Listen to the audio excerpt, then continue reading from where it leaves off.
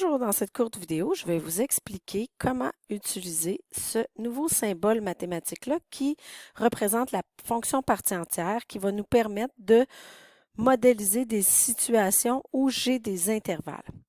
Donc, le symbole mathématique, pour faire ressortir la partie entière d'un nombre, c'est deux petits crochets comme un intervalle. Cette expression associe à chaque valeur de x le plus grand entier inférieur ou égal à x. Donc, l'expression qu'on voit comme ici se lit partie entière de x. C'est quoi un entier? Un entier, si on regarde la droite numérique, c'est les valeurs entières. Donc, on a les entiers négatifs et les entiers positifs. Donc, lorsque je te demande d'évaluer cette valeur-là, je te demande d'évaluer, selon ce qui est défini, c'est quel est le plus grand entier inférieur ou égal à 4,28. Donc, lorsque tu es dans la droite numérique, 4,28 étant ici, bien, le plus grand entier inférieur ou égal à 4,28, bien, on va dire que c'est 4. Même si j'étais à 4,58, le plus grand entier inférieur ou égal à 4,58, c'est quand même 4. Donc ici, il ne faut pas confondre l'opération partie entière de l'opération arrondir un nombre. Donc ici, on va vraiment chercher la partie entière, donc le plus grand entier inférieur ou égal à x. Si je te demande d'évaluer la partie entière d'une demi, donc la partie entière d'une demi, il faut voir que c'est la partie entière de 0,5.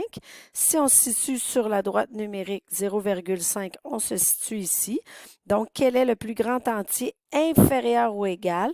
On va dire que c'est 0.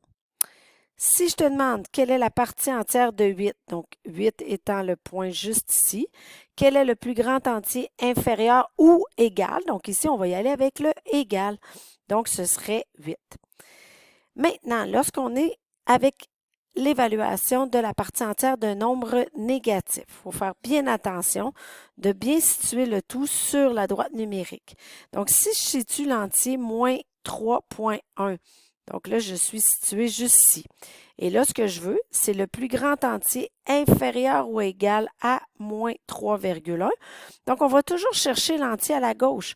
Donc, ici, ce sera l'entier moins 4. Même réflexion. Si je veux connaître c'est quoi le plus grand entier inférieur ou égal à moins 4,8, moins 4,8, je suis ici. Donc, je vais chercher le plus grand entier inférieur, donc à ma gauche, c'est moins 5.